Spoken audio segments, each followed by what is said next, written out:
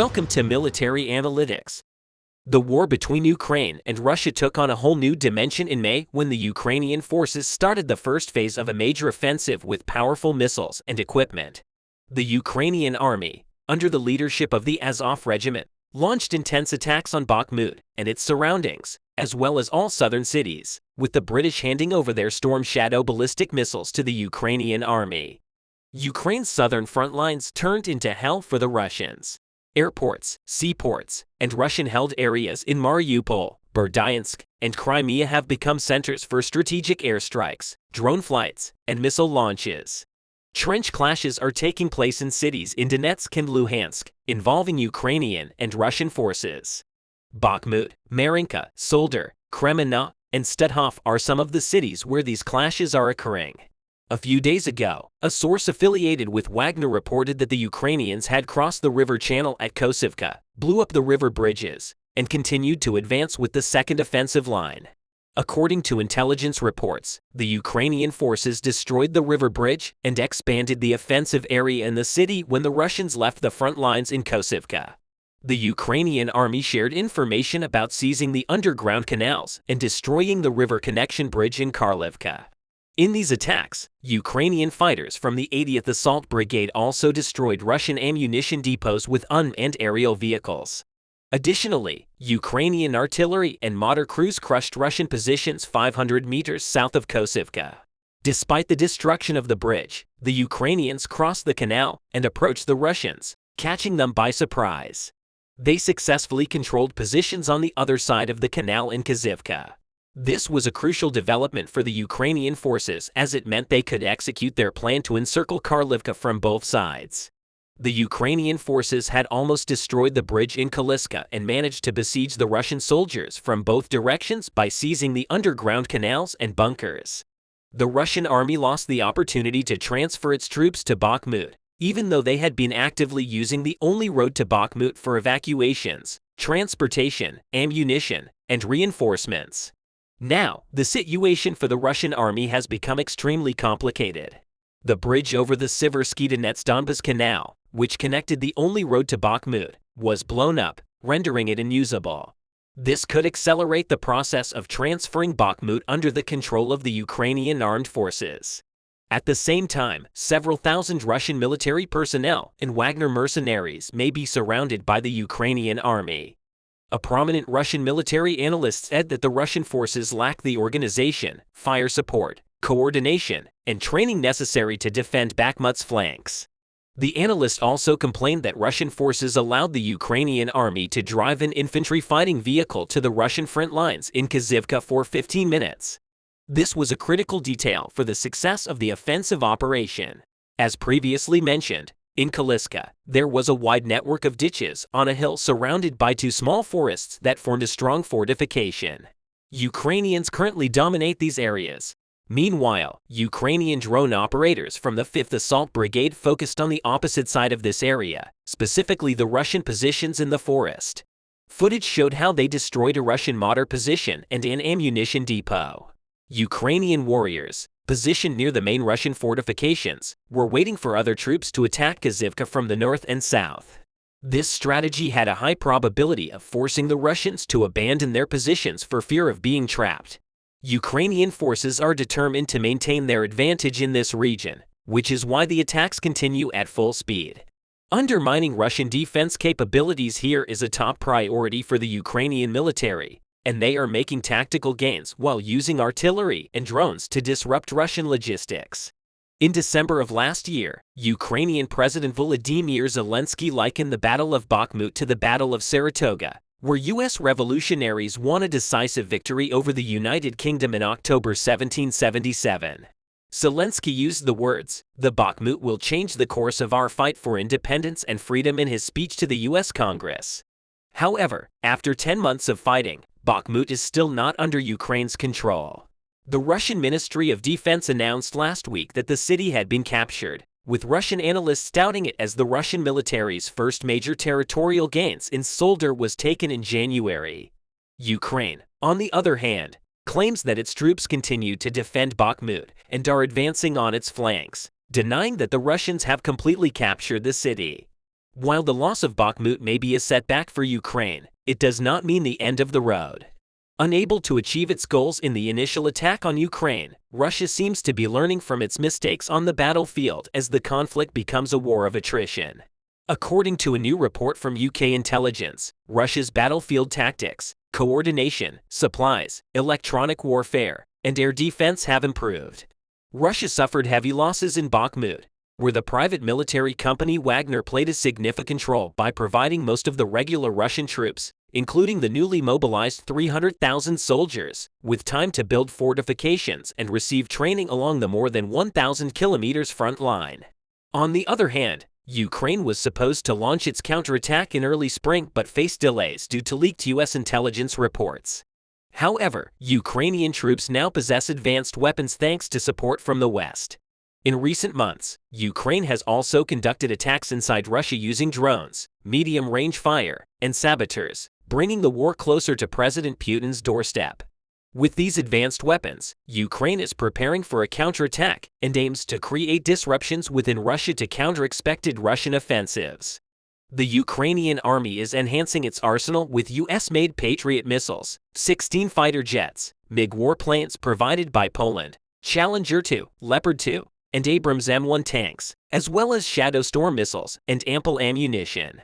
In this process, Ukraine's Western partners, particularly the USA, have been steadfast in their support for the Ukrainian army, increasing the chances of a successful counterattack. The Ukrainian army has recently targeted Russia's supply lines and ammunition depots, aiming for an easy victory by cutting off Russian logistics and leaving the Russian army ill-equipped on the battlefield. However, due to the Russian army's overwhelming numbers, the Ukrainian army's ammunition supply will have to be constantly replenished at an above-normal rate. Once again, Ukraine's Western partners are expected to step in and fulfill their promises to provide assistance. Ukraine must quickly regain its territory to recover from its failure in Solder and Russian domination in Bakhmut. Russia, on the other hand, will try to leverage the momentum gained from capturing Bakhmut, with both sides determined to continue the war. There is no hope for peace or negotiation on the horizon. The problems in the Russian army were revealed for the first time. Kadyrov declared war on Putin after the latest developments on the Bakhmut front. This has brought the war in Bakhmut to a very different point. Putin was at a loss what to do when he lost his largest minority army in the last days of the Russian-Ukrainian war. Bombshell developments came one after another as a result of the focus on Bakhmut in the last period of the war. Ukrainian soldiers began to mobilize their resources for this region. Ukraine's deliberate short-term withdrawal created problems for the Russian army due to the reflection of these problems on the front line. Kadyrov made the critical decision and declared war on Putin from the beginning of the Russian-Ukrainian war. It was known that there were huge problems within the Russian army. One of the most important problems was the pretense of class differences within the Russian army, which was composed of 3 different groups. The constant humiliation of Chechens by the Russians and the troops belonging to the Wagner mercenary group was one of the important factors that disrupted the synergy of the war.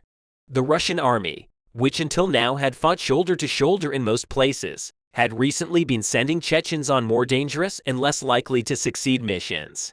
But this latest move in Bakhmut has driven Kadyrov into a rage. Kadyrov, who has not made an anti-Putin speech so far, has vomited hatred and anger at Putin. It was already a well-known fact that Putin could not manage the groups within the army well. However, the fact that Ukrainian soldiers were making certain breakthroughs and continuously achieving success was disturbing. Not only Chechens, but also Russian soldiers.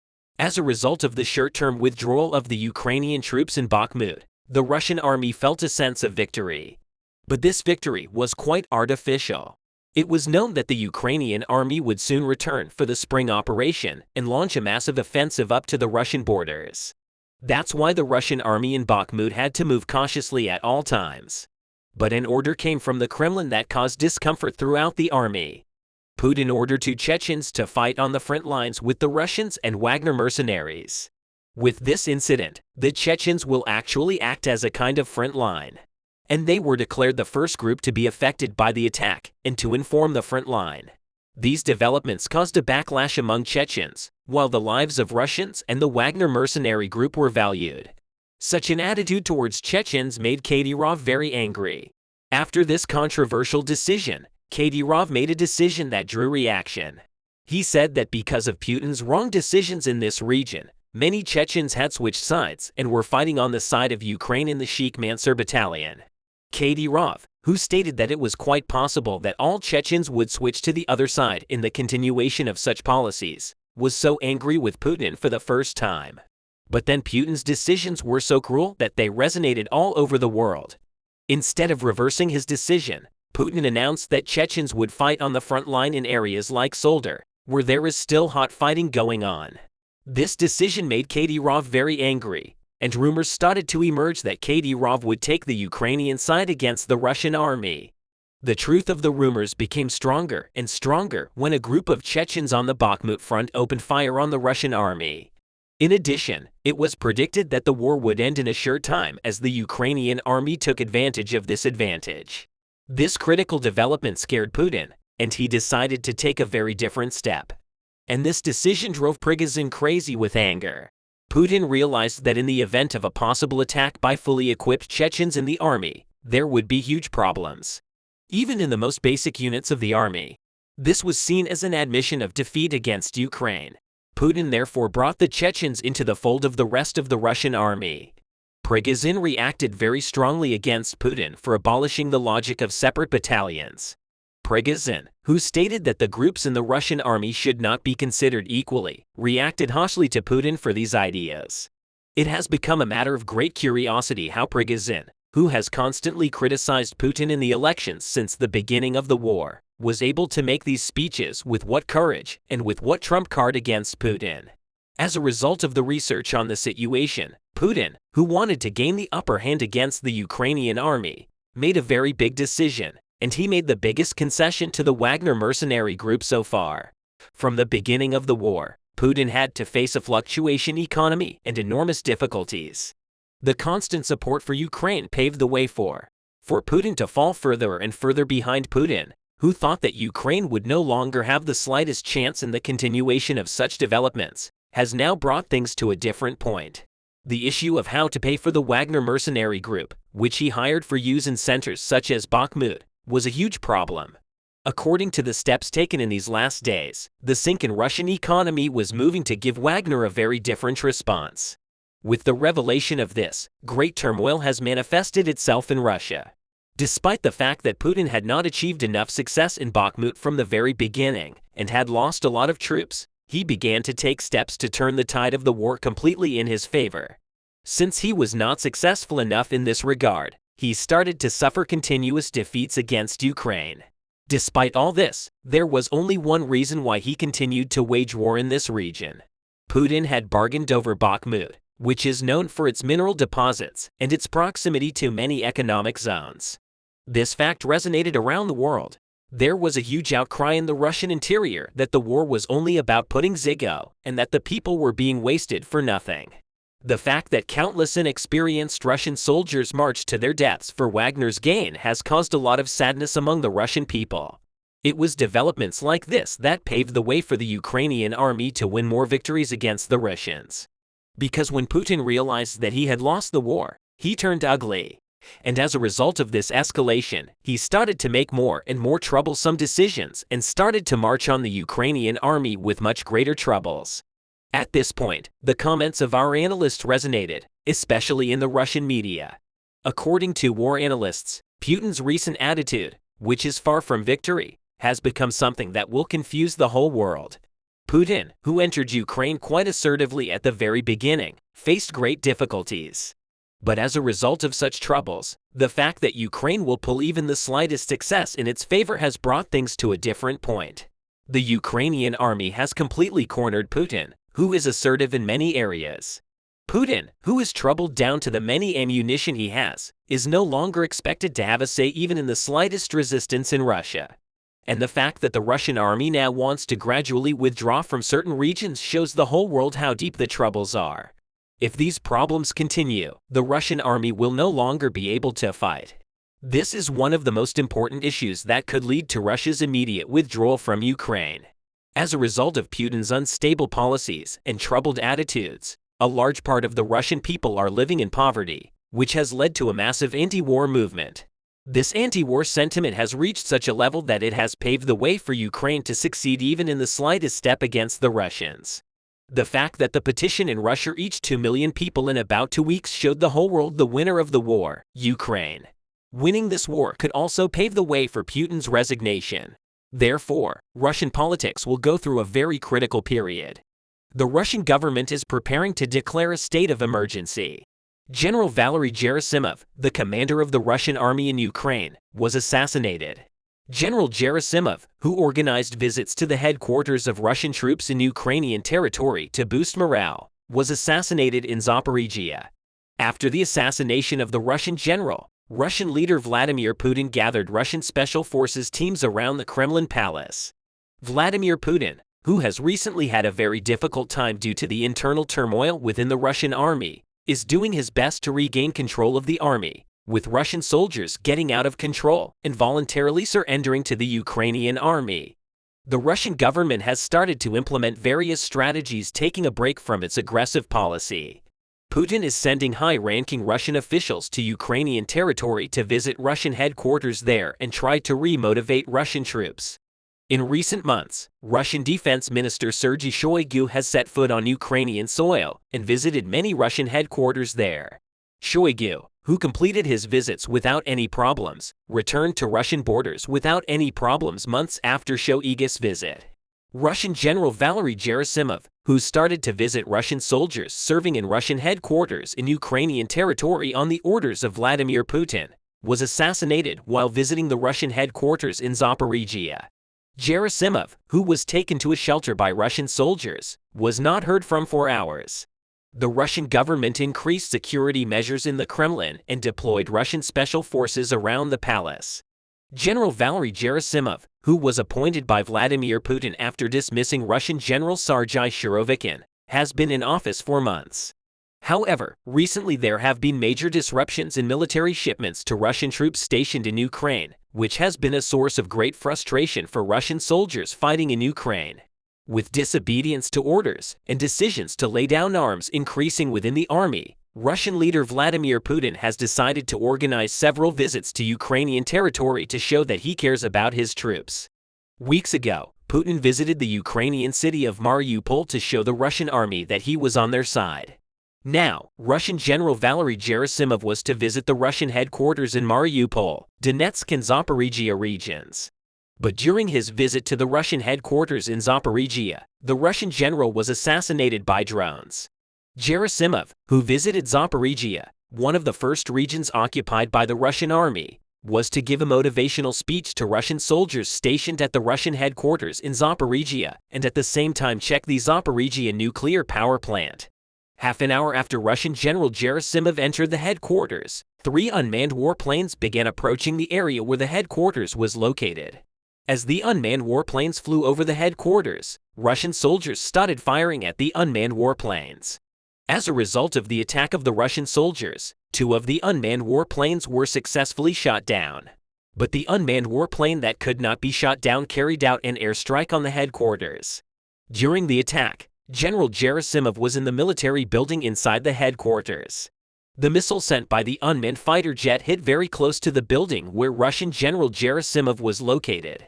The missile hitting the Russian armored vehicle inside the headquarters caused a huge explosion. Immediately after, the attacking unmanned warplane moved away from the area.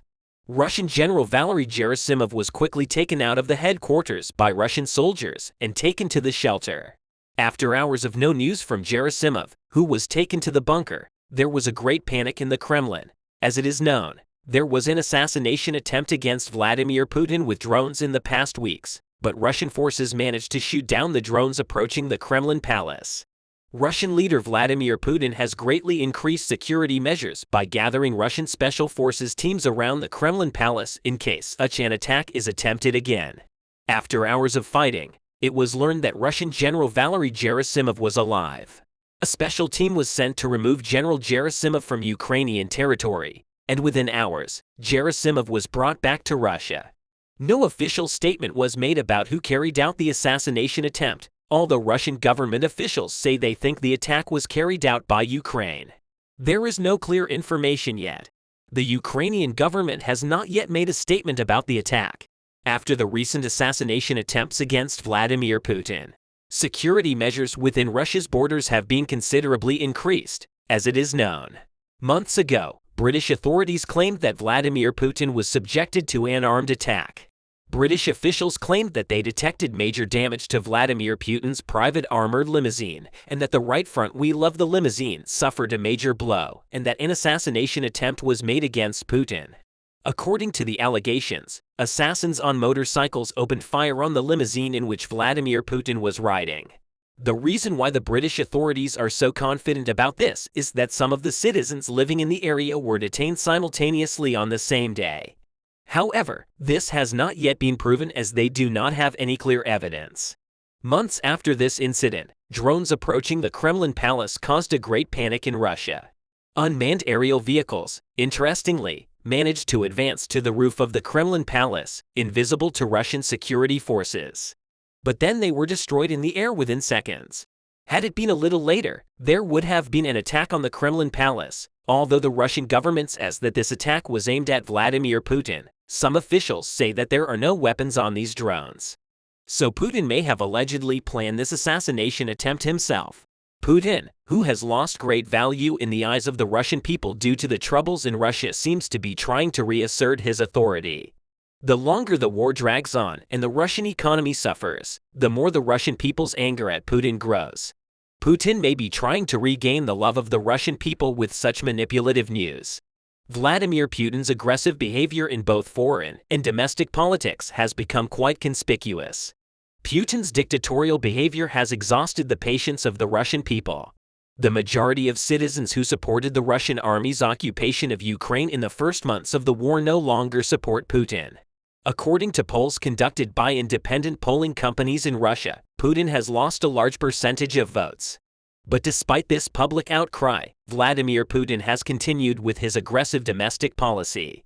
Tens of thousands of Russian citizens organizing anti-war protests in Russia were detained by Russian security forces on Putin's orders. At the same time, none of the national channels in Russia can broadcast any anti-war news or any news that denigrates the Russian army. On the other hand, Putin has also taken a very tough stance on foreign policy. Putin, who is uncomfortable with the Western countries' military support to the Ukrainian army, does not hesitate to use the energy weapon as a trump card. As you know, Putin has previously stopped the flow of natural gas and natural gas pipelines to Germany and other European countries, and threatened Western countries underhandedly soon after. However, as the Russian economy entered a turbulent period, Putin restored the flow of natural gas. This was not because Putin was trying to restore relations with the West, but because the Russian army needed money. As the financial support for the Russian army fighting in Ukraine dwindled, Putin struggled to find funds for the army, not wanting to lose one of Russia's biggest sources of income, energy exports. Putin reactivated the gas pipelines to the West. If Russia does not export energy, the Russian army may be forced to withdraw from Ukrainian territory. And Vladimir Putin is well aware of this. Thanks you for watching us.